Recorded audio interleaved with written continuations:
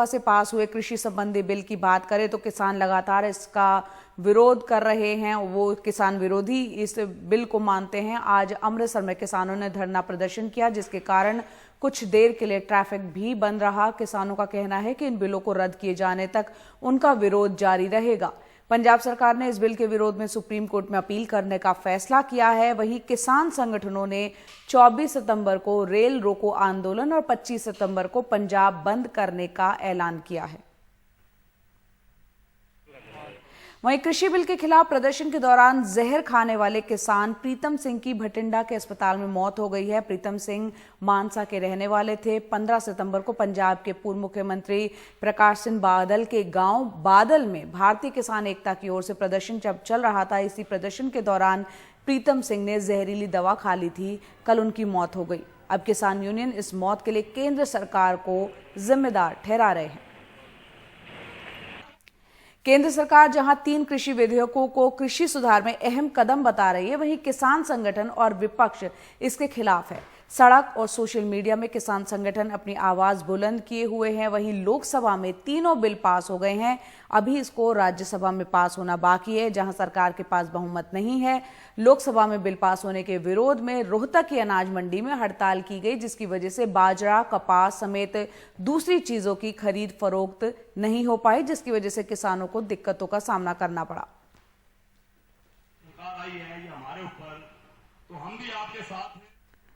मोदी सरकार से हरसिमरत कौर के इस्तीफे के बाद हरियाणा में बीजेपी के साथ सरकार में शामिल दुष्यंत चौटाला पर दबाव बढ़ा। हालांकि जन नायक जनता पार्टी यानी जेजेपी ने बिल का बचाव किया है और कहा है कि वो किसानों से मिलकर उनके संदेह को दूर करेगी।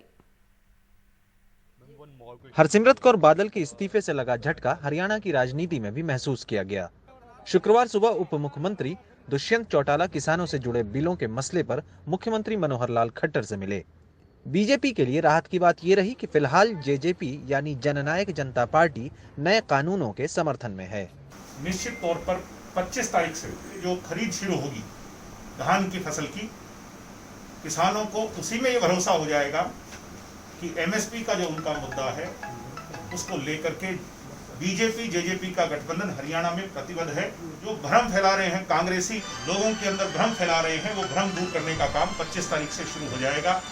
मैं ऐसी उम्मीद करता हूं। अकाली दल की तरह दुष्यंत की पार्टी का जनाधार भी किसानों के बीच है। किसान फिलहाल पार्टी से नाराज चल रहे हैं कि वो किसानों पर लाठीचार्ज के मुद्दे पर खामोश क्यों रहे। उन्होंने सिरसा में उनके घर के सामने प्रदर्शन भी किया। जब ये एजिटेशन किसानों का चल रहा था तो तब हमने लाइक माइंडेड पार्टी से बात की थी, तो उनके साथ हमने बात की थी कि हम भी ये इशू रेस कर रहे हैं, तो आपकी भी ड्यूटी बनती है, आप भी रेस करो।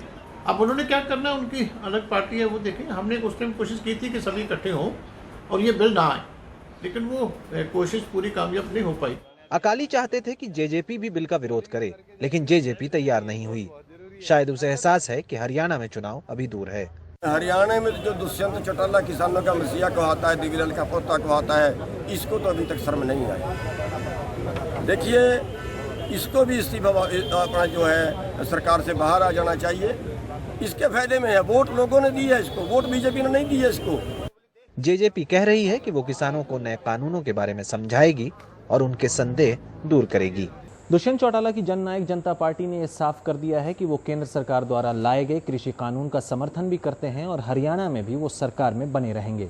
लेकिन अब ये देखना दिलचस्प होगा कि विरोध कर रहे किसानों को, जो कि जननायक जनता पार्टी के कोर वोट बैंक भी हैं, पार्टी उनको किस तरह से इस कानून के फायदे गिनवाती है और कैसे उनके धरने को समाप्त करवाती है। चंडीगढ़ से मोहम्मद गजाली, एनडीटीवी इंडिया। हरियाणा के बाद अब आपको लिए चलते हैं पश्चिम बंगाल, जहां पश्चिमी मिदनापुर में टीएमसी के 2 गुटों में जमकर गोलीबारी हुई है। गोलीबारी में 2 लोगों की मौत और 3 लोग बुरी तरह से घायल हो गए। जहां एक तरफ टीएमसी बीजेपी पर गुंडों को संरक्षण देने का आरोप लगा रही है, वहीं दूसरी तरफ बीजेपी का कहना है कि ये टीएमसी के गुटों में अंदरूनी अनबन का मामला है। फिलहाल पुलिस पूरे मामले की जांच कर रही है। उत्तर प्रदेश के अलीगढ़ में पुलिस और बदमाशों के बीच मुठभेड़ हो गई, जिसमें पुलिस की तरफ से फायरिंग में 2 बदमाश घायल हो गए। साथ ही 2 बदमाश पुलिस की गिरफ्त से भागने में सफल हो गए। फिलहाल पुलिस ने घायल बदमाशों को जिला अस्पताल में भर्ती कराया है, जहां उनका इलाज चल रहा है।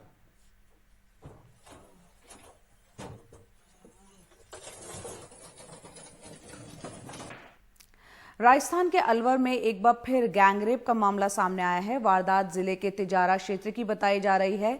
अपने भाई को पैसे देकर भांजे के साथ लौट रही महिला को पहले 6-7 लोगों ने घेरा, फिर जबरन एक युवक ने उसके साथ दुष्कर्म किया। आरोपियों ने इसका वीडियो बनाकर सोशल मीडिया पर वायरल कर दिया।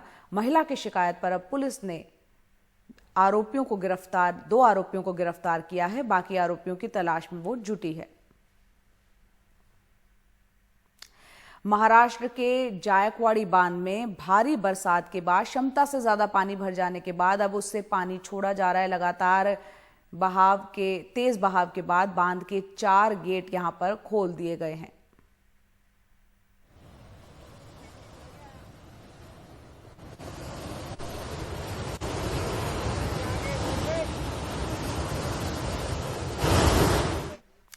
छत्तीसगढ़ में फूड प्रोसेसिंग के क्षेत्र में एक बड़ा काम हो रहा है। गोयल समूह ने रायपुर में एक फूड प्रोसेसिंग प्लांट की शुरुआत की है, जहां से ऊंची क्वालिटी का 100% शुद्ध फ्रोजन फूड मिल सकेगा।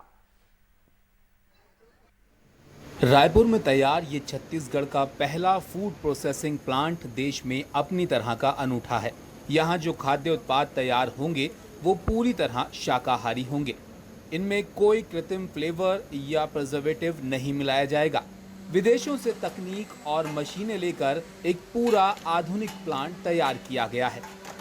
We have started a world-class facility under the brand name Gold by our company Shri Bajrang Alliance Limited, and we intend to sell our products not only in India but globally. Company ने मुंबई, पुणे, हैदराबाद, बेंगलुरु और विशाखापत्तनम में अपना product भी launch किया है। आने वाले दिनों में दिल्ली, गुड़गांव, फरीदाबाद, चेन्नई को जोड़ने का लक्ष्य है। विदेशों के बाजारों पर भी कंपनी की नज़र है। इसकी खासियत ये है, सबसे पहले ये एक फुल्ली ऑटोमेटिक प्लांट है। कैपेसिटी वाइज ये इंडिया के नंबर 5th पोजीशन पे चल रहा है आज की डेट पे। हम 6000 टन साल का प्रोडक्शन करेंगे इसमें। टोटली ऑटोमेटेड होने के कारण इसमें कोई भी आदमी का स्पर्श या इंटरवेंशन शुरुआत से लेकर आखिरी तक नहीं होता।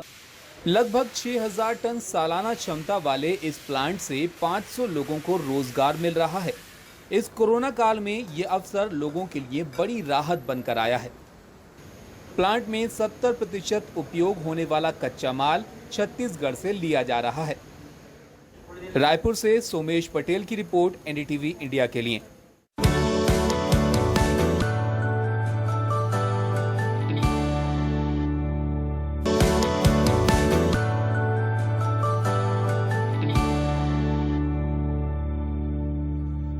ब्रेक के बाद एक बार फिर आपका बहुत बहुत स्वागत है। बात करते हैं हरियाणा की। आम तो आम, कई बार खास को भी पुलिस में रिपोर्ट दर्ज कराने के लिए जद्दोजहद करनी पड़ती है। ट्रकों पर ओवरलोडिंग के मामले पर कार्रवाई कर रही अंबाला की एडीसी और उनकी टीम पर 50 से 60 लोगों ने हमला कर दिया, लेकिन मंत्री के दखल के बाद ही जाकर मामला दर्ज हो पाया। आइए देखते हैं रिपोर्ट। सरकारी गाड़ी की हालत बता रही है कि कुछ ट्रांसपोर्टरों का कितना आतंक इस इलाके में है। लाठी डंडों और पत्थरों से गाड़ी की हालत कर दी गई। ये गाड़ी अंबाला की एडीसी और आरटीए प्रीति के स्टाफ की है, जिसके साथ वो ओवरलोडेड ट्रकों की जांच कर रही थी। बस यही कुछ ट्रक वालों को पसंद नहीं आया। 0018 जो थी वो गाड़ी उन्होंने घेर के और उसको क्षति पहुंचाई और उसको डंडों से, पत्थरों से तोड़ा गया। वहाँ पे उनके पास पेट्रोल की केनिया तक मौजूद थी, जिससे उन्होंने हमारी गाड़ी को क्षति पहुंचाने की कोशिश की और गाड़ी को तोड़ करके उन्होंने एक गड्ढे में फेंक दिया। और हमारे स्टाफ के ऊपर भी हमला हुआ, जिसमें मेरे गनमैन को और मेरे ड्राइवर को चोटें आई हैं। जिस आईएएस के पास आम लोग अपनी समस्याएं लेकर आते हैं, वही आईएएस अफसर तकरीबन 50-60 लोगों के हमले के बाद अपनी रिपोर्ट दर्ज कराने के लिए परेशान होती रही। बाद में हरियाणा के गृह मंत्री अनिल विज के दखल पर मामला दर्ज हुआ। उस टाइम पे उन लोगों ने हमारी गाड़ी घेरी, तो वो हमला करने की पूरी नीयत में थे। उन्होंने बाद में भी हम लोगों को जान से मारने तक की धमकी दे दी है कि अगर आरटी अंबाला कोई भी दोबारा से चालानिंग पे उतरता है तो हम लोगों को जान से मार दिया जाएगा। सरकार की तरफ से हमें बहुत ज़्यादा हेल्प मिली है और बहुत ज़्यादा सपोर्ट उन लोगों ने हम लोगों को किया है। इनफैक्ट होम मिनिस्टर साहब की तरफ से क्लियर कट आदेश आ गए हैं कि किसी भी तरीके से आप लोगों को डरने की आवश्यकता नहीं है। पुलिस ने मामला दर्ज कर लिया है और मामले की जांच जारी है। इस संबंध में हमने उनके खिलाफ FIR दर्ज की है, जिसमें 4-5 आदमी बाई नेम भी हैं, गाड़ियों के 3-4 के नंबर भी हैं, बाकी 50-60 आदमी अन्य हैं जिनको हम चिन्हित कर रहे हैं। जैसे उनकी पहचान करके उनको भी जल्द से जल्द अरेस्ट किया जाए। सरकारी ड्यूटी में बाधा डालना, मुलाजिम पर जानलेवा हमला करना, इस संबंध में हमने उनके खिलाफ FIR दर्ज की है। अब मामला सुर्खियों में आ गया है तो हो सकता है कि दोषियों पर कार्रवाई हो भी जाए, लेकिन सबसे बड़ा सवाल यह है कि आखिर ट्रांसपोर्टरों के हौसले इतने बुलंद कैसे हो गए हैं कि वो सरकारी ड्यूटी कर रही किसी IAS पर भी हमला करने से नहीं हिचकते हैं। एक IAS ऑफिसर ऑन ड्यूटी पे है, उस पर हमला होता है और उसके बाद इस मामले को दर्ज करने के लिए गृह मंत्री को दखल देना पड़ता है। ये कहीं ना कहीं दर्शाता है कि कैसे हरियाणा में अभी भी अपराधियों के हौसले बहुत बुलंद हैं। अंबाला से अंकुर के साथ चंडीगढ़ से मोहम्मद गजाली, NDTV इंडिया। अचानक से प्रधानमंत्री मोदी की तरफ से जब लॉकडाउन का ऐलान किया गया तो लाखों प्रवासी मजदूर रोजगार न होने के चलते अपने घर वापस लौटने लगे। यूपी के प्रयागराज से अब खबर है कि यहां लॉकडाउन के बाद आर्थिक तंगी से जूझ रहे मजदूर धीरे धीरे काम पर लौट रहे हैं।